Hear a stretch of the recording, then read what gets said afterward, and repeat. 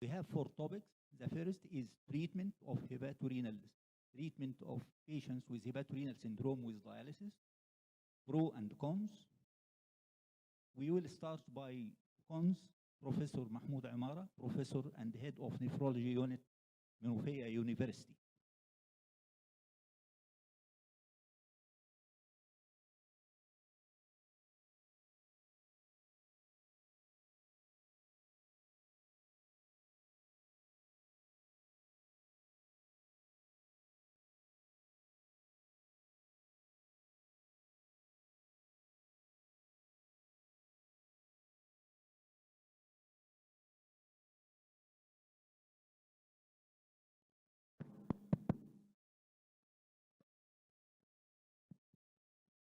Many thanks for the chairperson and our.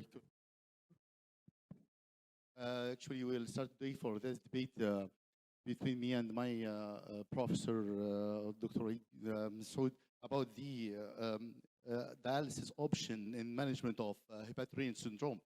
Actually, the hepatorenal syndrome is defined as a syndrome that occurs in patients with cirrhosis and portal hypertension, cirrhosis and portal hypertension, and in advanced liver failure patient characterized by impaired renal function with marked abnormalities in the arterial circulation activity of endogenous vasoactive systems, and a functional disorder, and actually kidneys are completely free.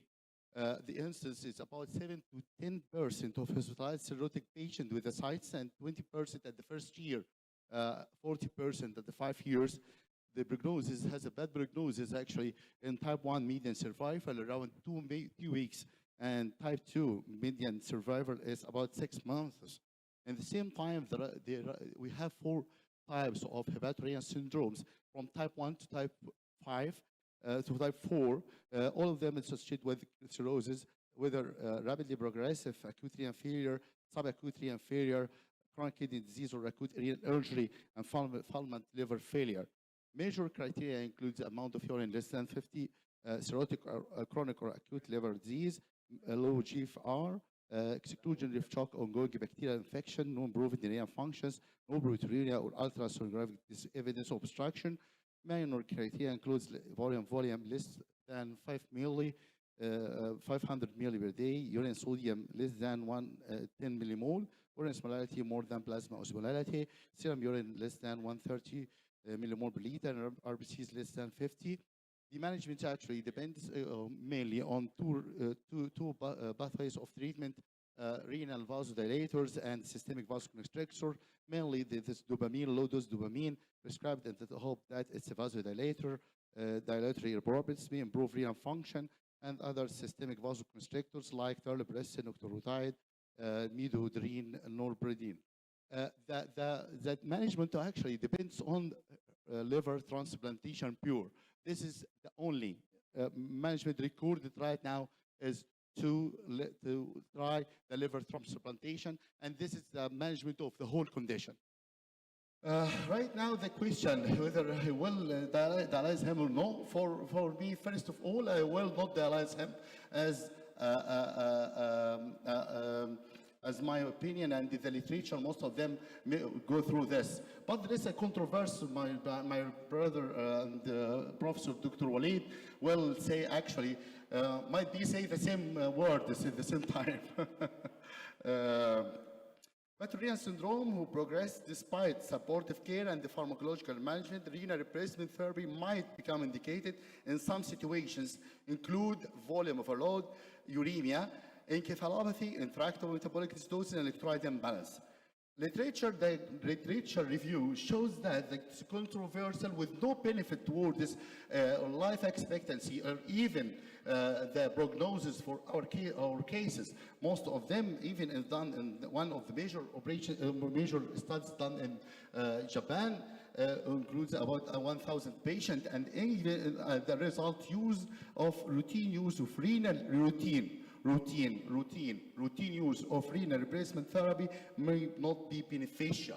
Also, the renal replacement therapy in critically ill liver cirrhotic patient outcome and the clinical implication as regard the mortality Mortality in critically ill cirrhotic patient for need for renal replacement is substantially high and dependent of liver transplantation options. That means this away from the prognosis, the mortality rate might increase even in the same patients.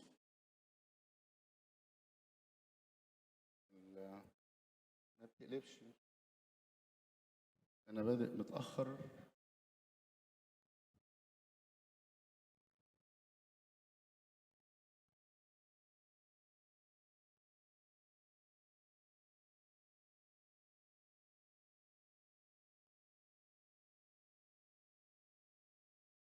technical problem. ها؟ أنت زود لي 3 minutes ما خدتهمش. ماشي. ماشي. The prognosis patient with cirrhosis and acute kidney injury who initiate renal replacement therapy as usual.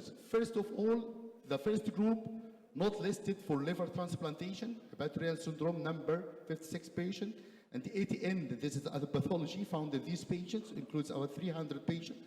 Most of the Hepatorenal Syndrome patients actually died by more than 80% when they undergo renal replacement therapy. And some of them, 12% on renal replacement therapy, take their chances and pass about 12%, and 4% alive with renal replacement therapy dependent on hemodialysis. On the other hand, even for the same category of patients, the prognosis passed through by more than 58% of the patient with ATN in cirrhotic patients in this situation actually died 85%, big percent. The list for liver transplant patient, Hepatorenal Syndrome, about 40% died, and others pass in the other pathways, as you share, as it shows. Even ATN patient died number about 52%. Mortality rate is similar between Hepatorenal Syndrome and ATN and extremely high without liver transplantation. Renal replacement therapy should not be denied to patients with cirrhosis listed for an liver transplantation, and those who are in the evaluation process with the understanding that decision of renal replacement registration, the continuation will be revisited if changes in transplant eligibility occur. This is dependent on the transplant eligibility itself. On the other hand, liver cirrhosis who are not considered to liver transplantation candidates, the decision of renal replacement therapy initiation has been considered futile. يعني option you have to consider, and the results is not so good. In many cases, especially with a high mortality rate, low rate of renal recovery, high risk of complications such as bleeding, more prolonged hospitalization, which consumes health care resources. All the recent literature confirms that renal replacement therapy initiation in patients with cirrhosis and AKI carries a very poor prognosis and is associated with a high mortality rate that ranges between 60 to 80% within the 28 days from renal replacement therapy initiation. Take-home message: Hepatorenal Syndrome is a specialized functional type of pre-renal AKI that occurs exclusively in patients with advanced cirrhosis and those who fulminant hepatic failure. Liver transplant is the treatment of choice. There is no major differences in outcomes in patients with cirrhosis and AKI due to Hepatorenal Syndrome compared with after renal replacement therapy has been initiated. As long as I'm from Menofia and our neighbor is Menofia Liver Institute, every day we meet this problem. Every day our colleagues and hepatologists send to us the cases and their relatives, starting to convince them that their problems is the renal situation. Their patients, most of them, blood pressure low, in shock, with sepsis, with others, and the problem actually how to make this and to convince those persons that the renal situation is not the problem right now. And even they have the hope that their patient who is comatose under complete coma associated with high doses of vasopressors, maximum doses of vasopressors, and they are actually in shock they will gain their consciousness after the session of dialysis. Even the mismatch between serum creatinine in those patients, actually about 3 or 4 creatinine milligram. Besides this, the urea becomes more high, not matching with creatinine. In other situations, if the patient has intractable acidosis, after they are taking the maximum dose of bicarb, this is one of the only indications that we can do this and transplantation in them. Even the renal replacement therapy, like CRRT, is not available in most of the institutes, and it has a rule in those patients. And I'd like to express many gratitude to my brother, Dr. Walid Masoud, before starting this lecture. لعله يسيبني في حالي. كل سنة وانتم طيبين. شكرا جزيلا. Thank you very much.